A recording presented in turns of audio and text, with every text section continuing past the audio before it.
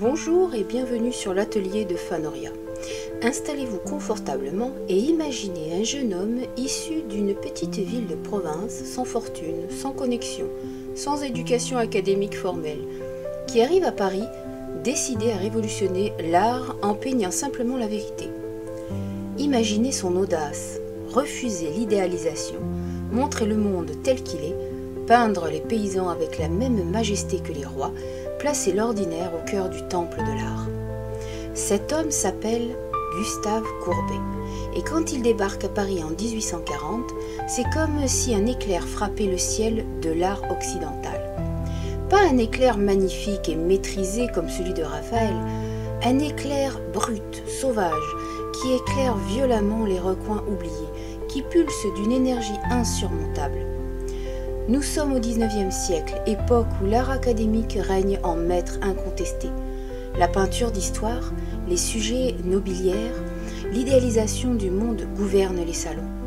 Mais arrive un peintre qui affirme une vérité révolutionnaire. La vérité elle-même est un sujet artistique digne.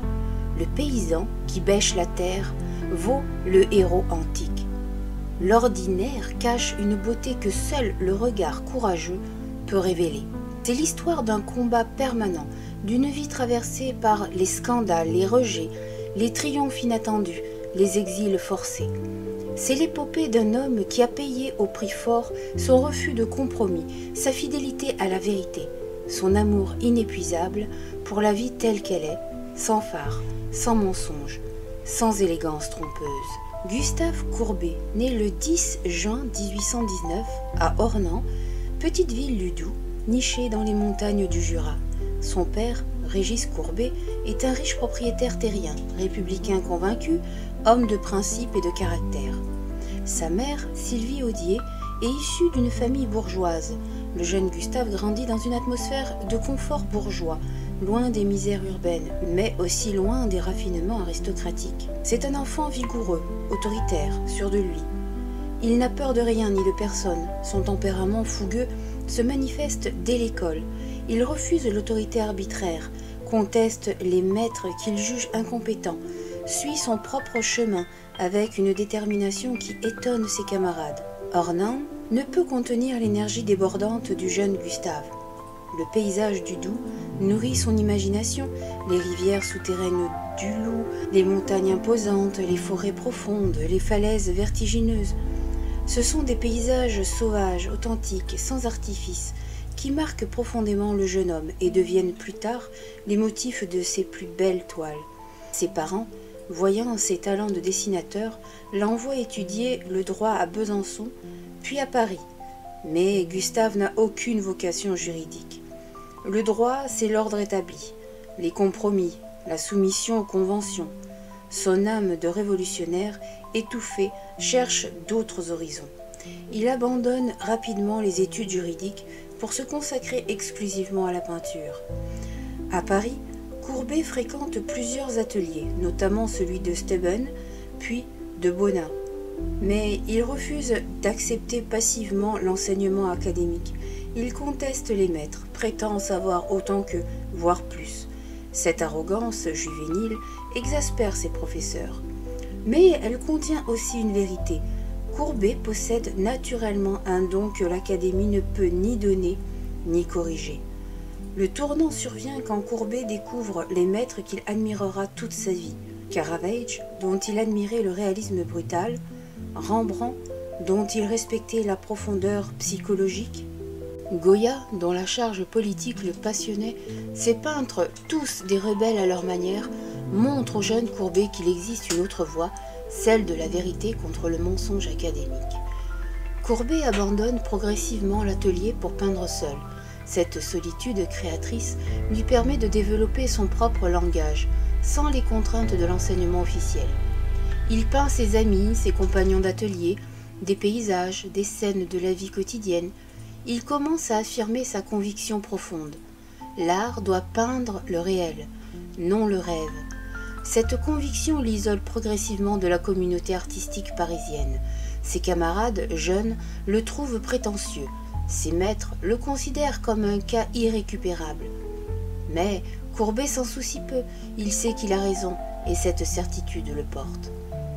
En 1847, Courbet peint un enterrement à Ornans, vaste toile de plus de 3 mètres de large qui va changer le cours de sa vie.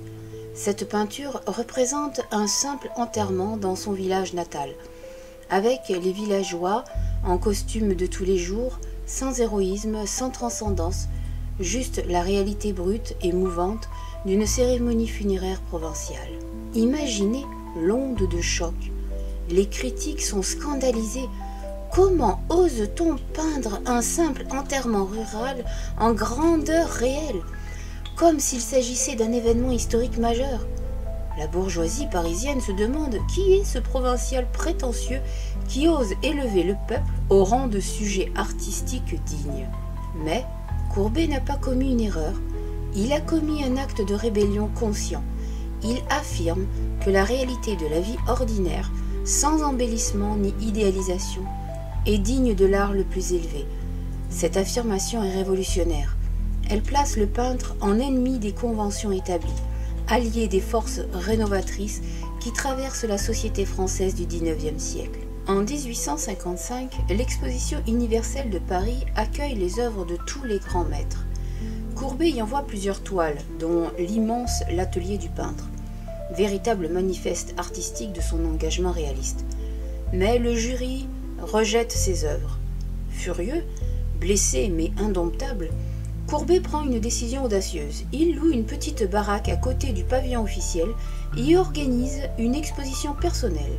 Il appelle son exposition le réalisme. Titre provocateur, manifeste politique autant qu'artistique. Cette exhibition parallèle crée un scandale encore plus grand. Les critiques conservateurs s'offusquent de cette audace. Comment ce provincial ose-t-il défier le jury officiel? Comment ose-t-il prétendre à l'égalité avec les peintres reconnus de l'Académie? Mais le scandale attire les foules. Les jeunes artistes, les intellectuels progressistes, les républicains enthousiastes viennent admirer les toiles de Courbet. Ils reconnaissent en lui le prophète de l'art nouveau, celui qui refuse les compromis, qui place la vérité au-dessus de la convention, qui ose peindre la réalité sans phare. L'atelier du peintre devient notamment l'objet d'une fascination intense. Cette immense composition montre l'atelier de Courbet, rempli de figures diverses, des amis, des intellectuels, des pauvres, des riches, tous coexistant dans l'espace créatif du peintre. C'est une vision utopique où l'art crée une harmonie que la société réelle ignore. Au fil des années, Courbet s'impose malgré l'hostilité persistante du salon officiel. Le marché des collectionneurs privés commence à reconnaître son talent. Certains critiques, plus perspicaces que d'autres, commencent à comprendre que Courbet ne peint pas seulement le réel, il le transforme par son regard. Ces paysages du Doubs deviennent des classiques. La source de la Loue, la falaise d'Étretat, révèlent une capacité extraordinaire à capturer la grandeur dramatique de la nature. Courbet peint les rochers, les grottes, les cours d'eau non comme simple topographie, mais comme caractère avec leur propre psychologie, leur émotion cachée. Ces portraits se multiplient. L'homme à la pipe, autoportrait du peintre, le poète Baudelaire révèle une capacité psychologique remarquable. Courbet saisit non seulement l'apparence physique, mais aussi l'essence psychologique de ses modèles. Ces portraits ne flattent jamais. Ils disent la vérité souvent impitoyable. Ces nus, particulièrement l'origine du monde, suscitent des réactions contradictoires. D'un côté, les conservateurs sont scandalisés par cette représentation crue du corps féminin, dépourvue de toute idéalisation. De l'autre, les esprits progressistes reconnaissent un acte de libération, une affirmation que le corps féminin n'a pas besoin de mensonges poétiques pour avoir une valeur artistique. Courbet innove aussi dans la représentation de la vie ordinaire. Les casseurs montrent des paysans au repos, détendus, humanisés. Les demoiselles du village dépeignent des jeunes femmes dans leur réalité banale, sans les embellissements de la peinture académique. Ces toiles révolutionnent la peinture du genre. Auparavant, les scènes de vie ordinaire étaient peintes de manière anecdotique, comme prétexte à la virtuosité technique. Courbet les élève au rang de sujets majeurs, en les peignant avec la même intensité que les scènes historiques. Cette approche s'appuie sur une philosophie artistique claire. La réalité, simplement observée et fidèlement retranscrite, contient une beauté que l'idéalisation ne peut que détruire. L'artiste n'est pas un démiurge créant un monde meilleur, mais un témoignage honnête du monde qui existe. Courbet n'est pas seulement un rebelle artistique, il est aussi un révolutionnaire politique, républicain convaincu, ami de socialistes et d'anarchistes. Il utilise son art comme arme de transformation sociale. Les briseurs de pierre, montrant les ouvriers effectuant un travail éreintant dans les carrières, est un cri contre l'exploitation. Son engagement politique s'intensifie lors de la Commune de Paris en 1871. Courbet, maintenant célèbre et respecté, devient un symbole de la Commune. Il est nommé à des positions de responsabilité culturelle dans le gouvernement révolutionnaire éphémère. Mais c'est justement cette association avec la Commune qui brisera sa vie. Quand l'armée versaillaise écrase la Commune en mai 1871, Courbet, bien qu'il n'ait pas participé directement au combat, est accusé de complicité. Il est arrêté, emprisonné, jugé. Les autorités chargent Courbet d'être responsable de la destruction de la colonne Vendôme, monument symbole de l'autorité impériale. Bien que cette accusation soit probablement exagérée ou falsifiée, Courbet est condamné à 6 mois de prison et une amende considérable. À sa sortie de prison, Courbet découvre que sa situation est devenue intenable. Les conservateurs lui reprochent son engagement révolutionnaire, les collectionneurs craignant la répression se détournent de lui, son œuvre est frappée d'une sorte d'interdit social. Le gouvernement de la Troisième République, craignant les conséquences politiques de la persistance de Courbet en France, le pousse à l'exil. C'est un exil non officiel, mais réel. Courbet ne peut rester en France sans risquer de nouvelles persécutions. Il se retire en Suisse, d'abord à Genève, puis à Vevey, sur les rives du lac Léman. C'est un exil amer pour celui qui a toute sa vie glorifié sa terre natale, les paysages du Doubs, la vie française. Isolé de son pays, séparé de ses amis, sa santé se détériore. En Suisse, Courbet peint encore, mais son art devient plus mélancolique. Les paysages qu'il peint possèdent une beauté plus sombre, une intimité plus repliée.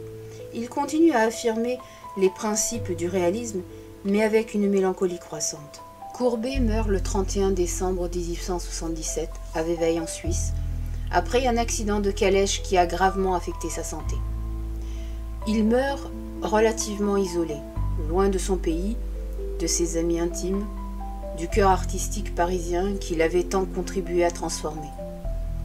Son décès passe presque inaperçu en France. La presse parisienne lui consacre des nécrologies froides, rappelant en plus son engagement politique scandaleux que son génie artistique. Peu se rendent compte qu'on vient d'enterrer l'un des plus grands peintres du XIXe siècle, celui qui a libéré l'art de la tyrannie, de l'idéalisation, qui a ouvert la voie à l'impressionnisme et à l'art moderne. Son tombeau en Suisse est simple, loin de la grandeur qui aurait attendu un maître si influent. Mais cette mort discrète, en exil, porte une certaine dignité. Courbet n'a pas compromis ses principes, n'a pas rampé devant ses persécuteurs, il reste fidèle à lui-même jusqu'à la fin. Il est impossible de comprendre l'impressionnisme sans Courbet. Les impressionnistes ne sont pas ses disciples directs, mais ils héritent de la révolution qu'il a accomplie. Courbet a montré que la peinture pouvait se détourner des sujets nobles pour représenter le réel. Monet, Renoir, Pissarro admirent Courbet. Ils partagent sa conviction qu'il n'existe pas de hiérarchie de sujets dans la lumière jouant sur l'eau et aussi valide que les grands événements historiques. Cette démocratisation du sujet, Courbet l'a accomplie avant eux. L'approche réaliste de Courbet permet aux impressionnistes de justifier leur refus de l'art académique. Si Courbet a pu peindre des paysages et des paysans ordinaires, pourquoi les impressionnistes ne pourraient-ils pas peindre les jeux de lumière fugaces? La brèche ouverte par Courbet s'élargit avec chaque nouvelle génération d'artistes rebelles. C'est après sa mort que Courbet accède au statut de génie incontesté. Les jeunes peintres de la fin du XIXe siècle découvrent ou redécouvrent son œuvre. Les musées commencent à acquérir ses toiles. Les critiques révisent leur jugement, reconnaissant enfin la profondeur de sa vision. Van Gogh admire intensément Courbet. Cézanne en parle avec respect. Les cubistes et les fauvistes voient en lui un précurseur. Chaque mouvement de l'art moderne peut retrouver chez Courbet les germes de sa propre révolution. En 1882, 5 ans après sa mort, le gouvernement français organise une exposition rétrospective de ses œuvres. C'est une rédemption officielle. Même le gouvernement qui l'avait persécuté reconnaît finalement son génie. Ses toiles, autrefois rejetées des salons, sont désormais célébrées comme des chefs-d'œuvre. Au-delà de l'influence sur les mouvements artistiques spécifiques, Courbet établit un principe fondamental qui guidera l'art moderne. La réalité elle-même est un sujet artistique valide. Il n'est pas nécessaire d'idéaliser, de sublimer, de transformer le réel pour créer de l'art. Cette conviction libère l'artiste de la nécessité de servir les puissants ou de flatter les conventions. L'artiste devient un observateur honnête, un témoin fidèle de ce qu'il voit. Cette liberté conceptuelle permet à l'art de devenir un instrument d'exploration plutôt que de simple décoration. Le réalisme de Courbet contient aussi une politique implicite. En peignant le paysan avec autant de respect que le prince, en montrant l'ordinaire avec autant d'attention que l'extraordinaire, Courbet affirme l'égalité fondamentale de tous les êtres humains. Son art est un acte d'humanisme radical. 147 ans après sa mort, Courbet reste étonnamment pertinent. À l'époque de la surenchère visuelle, du Photoshop généralisé, de l'imagerie synthétique, son insistance sur la vérité résonne avec force. Les photographes contemporains admirent Courbet pour sa capacité à saisir la réalité sans mensonge. Les peintres figuratifs voient en lui un modèle de peinture honnête. Les artistes engagés politiquement retrouvent en lui un précurseur qui unit conviction esthétique et engagement social. Son engagement politique reste aussi actuel. À une époque où beaucoup considèrent que l'art doit rester apolitique, Courbet affirme qu'il n'existe pas d'art neutre. Chaque choix artistique est un choix politique. L'artiste qui refuse de prendre position affirme en réalité une position conservatrice. Ces nus, particulièrement scandalisés au XIXe siècle, sont redécouverts comme des affirmations pionnières d'une sexualité féminine autonome. L'origine du monde est désormais reconnue comme une représentation révolutionnaire du corps humain, libérée de la mythologie masculine. Les expositions récentes dédiées à Courbet attirent des foules importantes.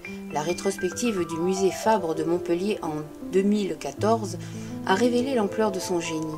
Les restaurations scientifiques ont permis de redécouvrir l'éclat original de ses couleurs, l'énergie de sa technique. Ces expositions montrent un Courbet beaucoup plus nuancé que la caricature du peintre réaliste brut. Ces paysages possèdent une subtilité colorielle remarquable. Ses portraits révèlent une psychologie profonde. Son engagement politique s'exprime avec élégance plutôt que grossièreté.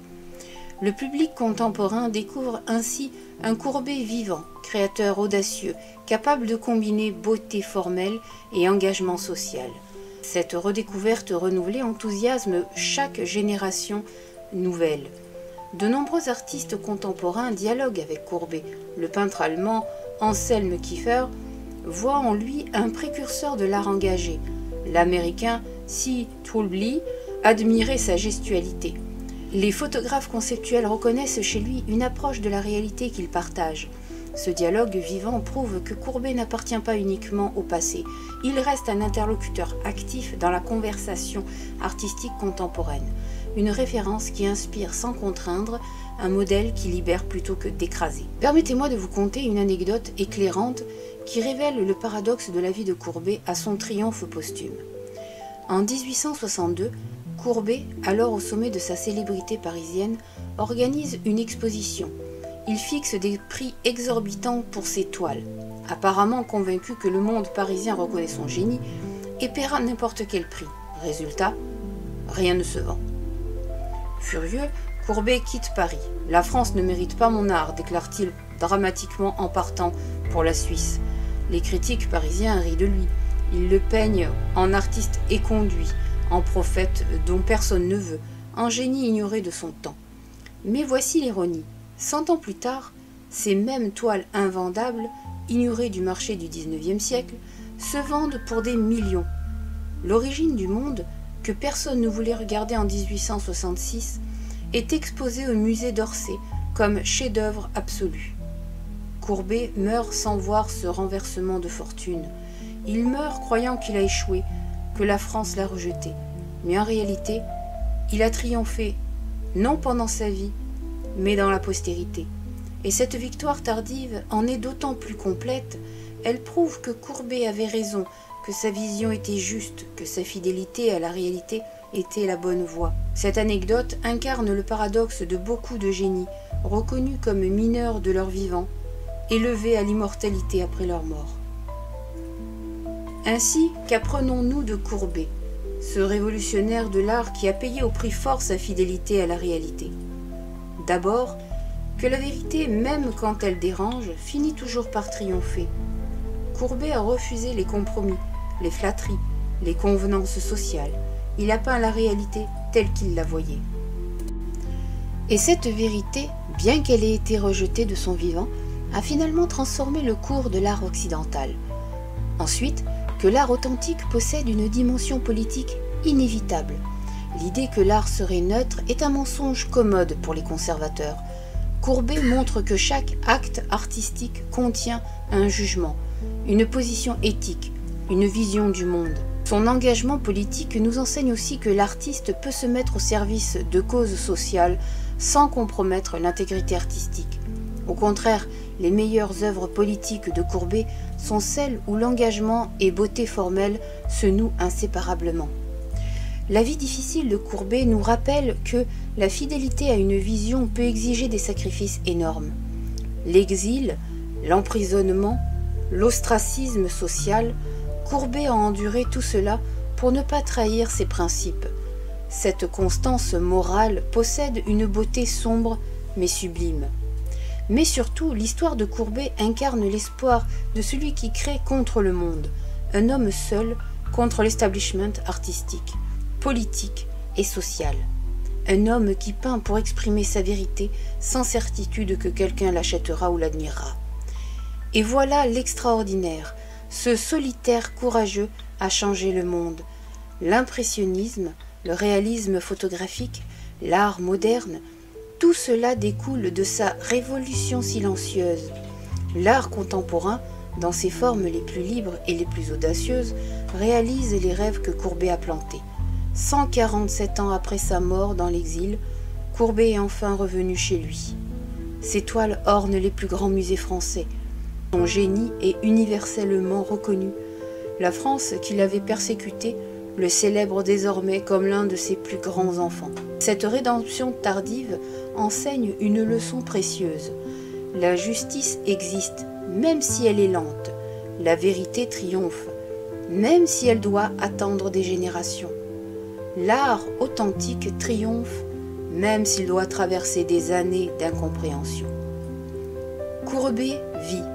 Il vivra tant qu'il y aura des âmes capables de se révolter contre le mensonge, de chérir la vérité, même quand elle dérange, de créer non pour la gloire, mais pour l'honneur de la création elle-même. Son exemple nous libère tous. Il nous montre qu'il est possible de rester fidèle à sa vision, malgré l'adversité, de combattre l'injustice avec son art, de transformer le monde par la simplicité radicale de la vérité. Pour conclure cette célébration de Courbet, le rebelle visionnaire, permettez-moi de vous poser deux questions qui prolongeront cette méditation. Courbet a enduré l'exil, l'emprisonnement et l'ostracisme social pour rester fidèle à sa vision. À l'époque contemporaine, sommes-nous prêts à payer un tel prix pour nos convictions? Ou vivons-nous une époque où le compromis pragmatique a remplacé l'engagement héroïque? Deuxième question. Courbet affirmait que l'art doit peindre le réel, pas le rêve. Mais à l'époque de la réalité virtuelle et des images synthétiques, que signifie encore le réel? Comment l'héritage de Courbet nous guide-t-il face aux défis artistiques et éthiques de notre époque? Je vous laisse méditer sur ces questions, convaincu que Courbet continue de nous inspirer par son exemple de fidélité. Il nous rappelle que la vérité, même inconfortable, est toujours plus belle que le mensonge attrayant, que le réel, honnêtement observé, contient une beauté que l'idéalisation ne peut jamais capturer. Courbet a vaincu, non de son vivant, mais dans la postérité. Et cette victoire appartient à tous ceux qui refusent les compromis, qui cherchent la vérité, qui créent avec honneur et intégrité. L'ermite du Doubs a transformé le monde depuis son exil solitaire. Sa révolte a triomphé. Son art libère encore aujourd'hui ceux qui ont le courage de regarder la réalité en face, sans phare et sans mensonge. Et moi, je vous dis à bientôt.